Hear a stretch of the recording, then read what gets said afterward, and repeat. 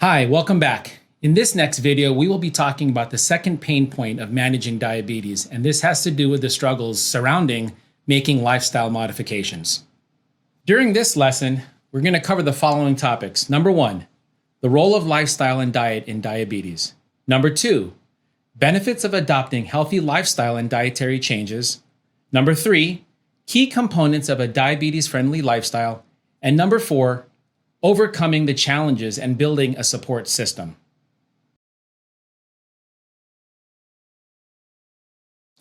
So what is the role and relationship between lifestyle and dietary changes that we make in the prevention as well as in the management of diabetes? I really can't emphasize enough how strong the relationship is between the two. For diabetes to even develop in the first place, this is actually the byproduct of several years of certain habits and behaviors that we commonly do repetitively, day in, day out, over several years. What eventually happens is that our weight increases. And like I've talked about in a separate video, once this happens, insulin resistance or insulin insensitivity starts to take place. And that is what raises blood sugars and eventually leads to all the problems. So really, the best way to really combat this problem of escalating blood sugars is really to change our behaviors. Changing the way we view our habits, our lifestyle, how we utilize our time, how we choose the foods we eat, and overall setting the balance straight between what our body needs and then what we give it in the form of activity and in the form of food or energy, also known as calories. Now, it's not always just choices that leads us to gain weight. It's not like people decide that they want to be inactive or sedentary or eat so much that they gain weight. Sometimes there's other things in our environment or other health problems that prohibit or interfere with our ability to be active or to eat healthy. Sometimes the environment we live in could be where we live or what kind of resources we have or who we live with and how they eat, family members, for instance, or loved ones that share the same food or eat with us. Sometimes those also influence the decisions we make about our lifestyle. So as you can imagine, it's not always a matter of just making the decisions for yourself, but sometimes it's a balance and interplay between satisfying your needs as well as the needs of others. And in some cases, our lifestyle choices or how we decide to live, or maybe we don't even make any of these decisions consciously, but it's just out of habit that we make these decisions that end up not being in the best interest of our health. So for instance, conditions like mental health conditions such as depression, anxiety, ADD, or attention deficit disorder, these things can sometimes interfere with our decision making about what's good for our health. Sometimes the medications that are oftentimes prescribed to manage those mental health conditions can actually have side effects of increasing appetite, and that can in turn compound the problem of problems that are already pre-existing in the form of decisions that we make. So for instance, if a person already has bad habits of not moving around enough, for instance, and let's say this individual also has a mental health condition that requires medications to control that problem, the side effects are now compounding the problem that existed before, and that aggravates the problem of weight and then escalating blood sugars. Now, when I talk to patients who have struggles with managing their blood sugars, and not only with medications, but I'm talking about struggles with behavior, these individuals really have a hard time and require numerous other specialists to try to grasp what's going on, wrestle with the other comorbidities, we call them, the other health conditions. So for instance, in mental health, oftentimes we have to turn to psychologists or counselors or therapists or psychiatrists to help manage those problems so that the individual can turn around and make better decisions in the best interest of their health. I've had hundreds of patients stuck in this exact same situation, and those success stories that I've had an opportunity to walk alongside with my patients are oftentimes stories of profound change, revolutionary changes that basically that then lead to this individual being unrecognizable by friends and family, not just in their appearance, but just in the way they live. It's as if this person decided to suddenly become an entirely different individual, but really it's the same individual just making better use of the time that they have when it comes to physical activity, and as well as when it comes to the choices they make with food. So over the length of my career, I've had hundreds of conversations with diabetics, people who are overweight, people who have many barriers and other comorbidities that interfere with their ability to make better decisions. Again, going back to the behavioral and mental health aspect of things, it's oftentimes those barriers, those roadblocks in the mind that interfere at the very last moment that a person is confronted with a big decision to make about lifestyle, about getting up in the morning, going out for a walk or going out for a run, or if they get to the kitchen and they're looking in the refrigerator or cupboard, they're confronted with this immediate decision of choice A, with a high caloric, high carb breakfast option versus choice B, which is healthier. And it's these habits that make us succumb to our weakness or our vices. It's almost as if a person is addicted to the lifestyle that they had that got them into the rut that they're in. And really, to be quite honest, there actually is an interplay of neurochemicals in our brain that are founded in and rooted in things like dopamine or serotonin.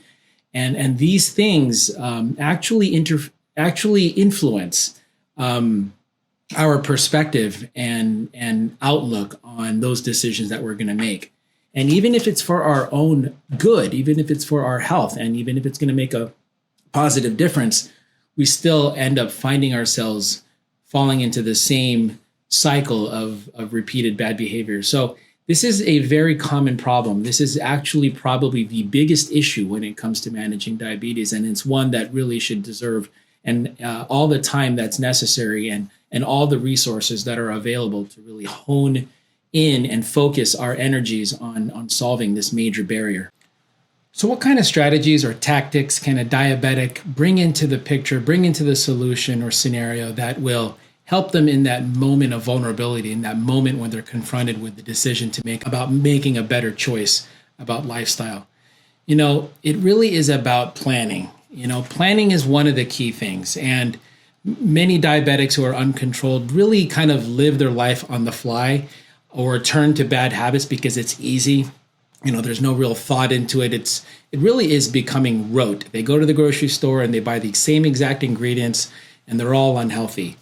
So planning is really one of those skills, that you have to develop. And if a person doesn't already have that skill, it can be developed. And so that's really the next step, is really sitting down at a table, bring out a piece of paper and pencil, and then writing down these things, writing down first your goals. Like, what is it that you ultimately want? Think big picture. You want an A1C that's under 7.0 or under 6.5, or you want to get to a point that you don't have diabetes at all. Take a look at where you're starting and then set a reasonable goal. So that's like number one. Once you have that goal set, you then look at lifestyle, because you know that you got to the point where your A1C is high because of the decisions you've made.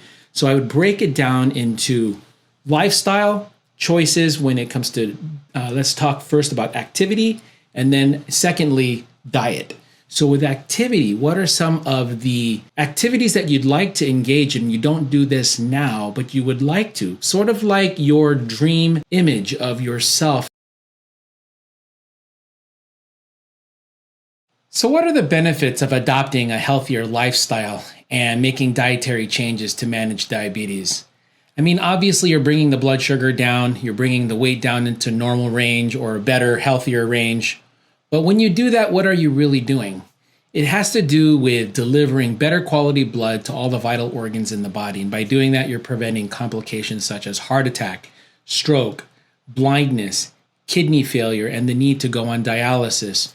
You're preventing damage to the tissues of your lower extremity, because when poorer quality blood gets to the nerves of those lower extremities, you basically get this painful numbness and tingling, and that can lead to wounds developing on the legs and amputations. These are dreadful conditions that just don't happen overnight, but gradually develop as a person lives with uncontrolled high blood sugars for a very lengthy period of time. And in some cases, when the blood sugar is very high suddenly, or if the blood sugar is high for a short period of time, very high, more immediate complications can set in. Most of these complications develop gradually, and when they occur, there is a diminishment in the quality of life for that individual. So for instance, if there's a gradual onset of blindness into the eyes, you can imagine you don't have your vision. And so without your vision, there becomes fewer things that you can enjoy in life. Or if you develop the tingling and numbness from peripheral neuropathy, the sensation can be very painful to the lower extremities. And now you're less likely to be able to walk comfortably or exercise on your feet or your legs. And so there develops another barrier to exercise, and this snowball starts to develop. And the more complications you develop, the bigger the snowball gets, and it becomes even that much more difficult to reverse this problem and go back to a state where you can prevent them from developing. But it's not impossible. Every opportunity that exists where you are able to make decisions about your lifestyle and diet is an opportunity to prevent further complications. If you're not in the hospital and you haven't had, you can still see, and you're not on dialysis, and you haven't been told that you've had a heart attack or a stroke, think of yourself as being given an opportunity to really take advantage of the moment and do something different with your lifestyle, do something different with your dietary habits, and really improve your quality of life so that you can spend more time with your family and friends. So what are the key components of a diabetes-friendly lifestyle? Number 1, nutrition. Number 2, exercise. Number 3, stress management. Number 4, sleep. And number 5, smoking cessation and alcohol moderation, as well as substance use avoidance. So as we dive deeper into the key components of a diabetes-friendly lifestyle, we talk about these aspects of nutrition, exercise, stress management, sleep, and substance use cessation or substance use avoidance, because they are the pain points that many people struggle with. And as we go into each one of these, I'd like to talk about some examples of strategies that my patients have used in overcoming these barriers and building a road or paving the road for themselves to success. Now, when it comes to nutrition as a key component of crafting a diabetes-friendly lifestyle, the thing you need to keep in mind is that the foods that you choose have to be whole, unprocessed foods, and you need to work on portion control and eating regularly timed meals. These components of nutrition oftentimes are off kilter or off balance in many people who have difficulty maintaining a healthy routine when it comes to nutrition. Now, for people who struggle with meal planning or lifestyle planning and who are not able to develop a written plan of attack for their day-to-day routine, I have a separate video which I'm going to share with you that basically involves harnessing the power of artificial intelligence online to help you write out exactly what will be happening as far as your next decision. I call it the next play mentality. The next meal that you're going to eat, the activity that you're going to do after that next meal, the next meal after that, and the activity after that meal. And basically you map out for yourself your daily routine centered around mealtime episodes as well as activity. Now, when it comes to exercise, this is going to be a relatively different plan of attack for each individual because everyone's baseline level of activity is going to vary. So for a person who's sedentary most of the day, a relative improvement in the level of their activity would maybe be getting up and taking a walk. That walk could be a few hundred steps. It could be several thousands of steps. But basically something different than what they're already doing. And usually what we recommend is that you engage this level of activity 3 or 4 days a week, 30 minutes at least each time. What I've told my patients who've been successful at this is basically mapping out, like on a calendar or in a daily planner, what types of activities you're going to do during those 3 or 4 days a week or more. And sometimes this can be a struggle for some people, especially those who aren't used to regular physical activity, or for those people who don't have this level of recreational history in their past. So they're not former athletes, or they just never were active or on the go. So again, just like with nutrition and with dietary changes we've talked about earlier, there's also the power of the internet and artificial intelligence to help you craft exactly what type of activity will be healthy for you relative to what you're used to doing or not doing, and then also becoming very specific with what kind of activity you can do so that all parts of your body are participating in getting good exercise. Stress management as a key component of crafting a diabetes-friendly lifestyle is so very important. Stress in our life basically creates a scenario inside of our bodies where the hormones that help us overcome the stress leads to things that actually raise our blood sugar. So then it becomes this very vicious cycle of trying to improve your diet, improve your lifestyle, but there's this component that you almost have no control over, which is raising your blood sugar. You become feeling defeated, and a lot of times people just kind of give up. So you can't really ignore stress management.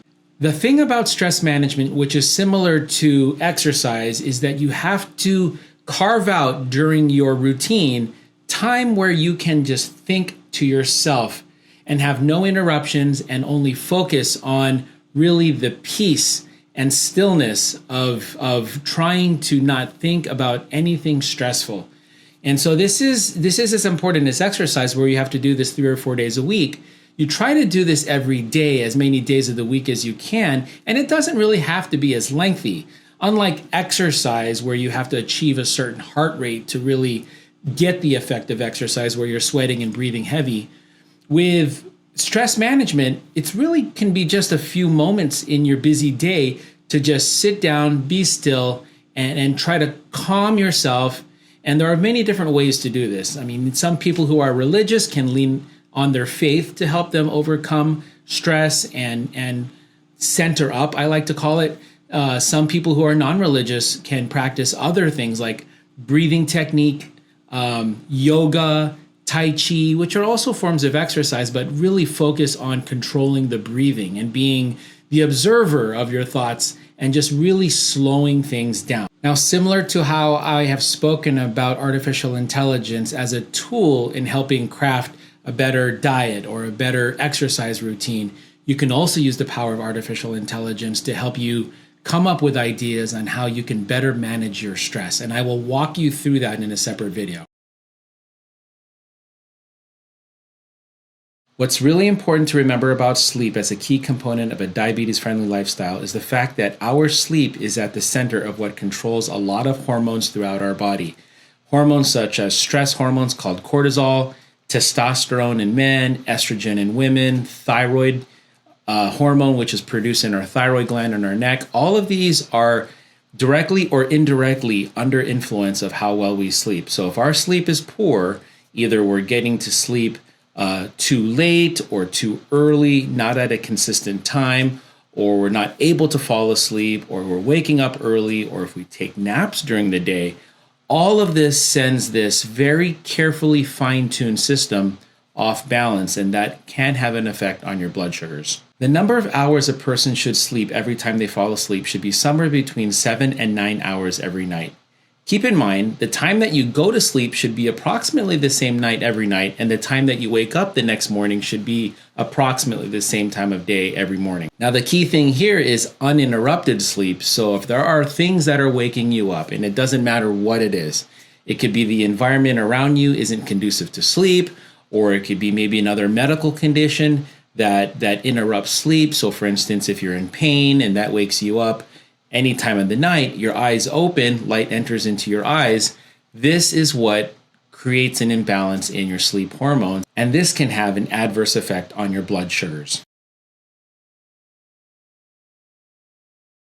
So, a word about tobacco and alcohol. Basically, both of these substances, especially in high amounts, can cause really bad outcomes in all diabetics. First, with alcohol, there's the carbohydrates that is contained in alcohol. So, for instance, beers or certain mixed drinks. The liquor alcohol itself may not contain a lot of carbohydrates, but when you mix that with juices or certain garnishes, you can really spike your blood sugar. Alcohol can also have adverse effects on the liver, and the liver is chiefly responsible for regulating blood sugars when it comes to helping us from getting too low of a blood sugar. Our liver is able to raise the blood sugar.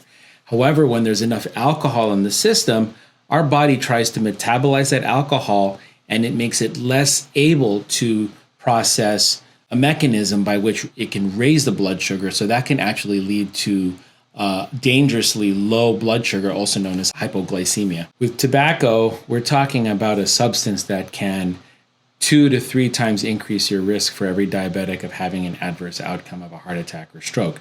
It is basically the catalyst that causes all bad outcomes to all organs of the body. And it's just something you completely want to stay away from. Not to mention that the effects of tobacco going through the rest of the body can cause cancers pretty much anywhere. Another aspect of making lifestyle modifications that can be difficult for a lot of people has to do with building yourself a support network in your personal space that is conducive to you being successful on your journey towards making so many changes. So by personal space, I mean who you're around with at home or at school or at work or in any social environment where others are not quite on the same page as you are. And so this is oftentimes the most difficult thing. Being consistent and steadfast with the plan that you laid out for yourself, whether that's a plan that you laid out for the whole week or for the day or for just few hours of the day where you're really starting to turn a corner, engage a new dietary plan, engage a new activity plan. Being in a space that is going to be more conducive to your success is really what you need to focus all your efforts on. And really what you need to do is take it one step at a time. Look at the few hours of that moment that you're going to be making a change and really come up with a plan of attack. So for instance, if you're going to be eating differently than others at home, you're going to have to choose a time where maybe you're doing this on your own, or how about recruiting others in your family to maybe adopt the same lifestyle? A lot of times when this is an individual in a family, for instance, it's not unusual that the others in the family are eating the same way. So if you have a spouse or a significant other that's also taking part of your old habits, there's probably a good chance that that person could benefit from adopting the new lifestyle that you're about to adopt. Or for instance, if there's younger individuals, children at home, you probably not only want some of this healthy lifestyle for yourself, but you also want it for the family. So there is that influence that you're going to want to exert gently on those around you to also want to have you want you to be successful. And then at the same time, you're going to be wanting to foster a better, healthier lifestyle for all those people as well. Now, for those individuals that aren't around a lot of other people who are not engaging in their journey. So let's say, for instance, you're single or you really don't have bad influences, and really the problem has to do with just gaining the support of others who are also on the same page as you, who are also on that same journey, facing difficult predicaments and situations in their life that are prohibitive or creating an obstacle to success. One of the very most important things that I want you to understand as you navigate these uncharted waters of adopting a whole new lifestyle for yourself is that there will be failures along the way. Each and every time this happens and you fall, you must get up, have that next play mentality in mind, and try again. Remember, each and every time that you fail and reattempt, your odds and chances of success the next time you go for it improve. And so you can't really expect to get it perfect the first time or the very few times that you try. But the next time you try, after so many failures and attempts, the likelihood odds of success does improve with time. So keep trying. I encourage you to, fight on and have that spirit and then focus that objective and big picture in mind of what you look like in that ideal state. And trust me, transformation is real. People will notice, and that will add to the positive reinforcement that will continue to help you grow, help you gain strength, and succeed in all other aspects, not just with diabetes management, not just with weight management, but with life.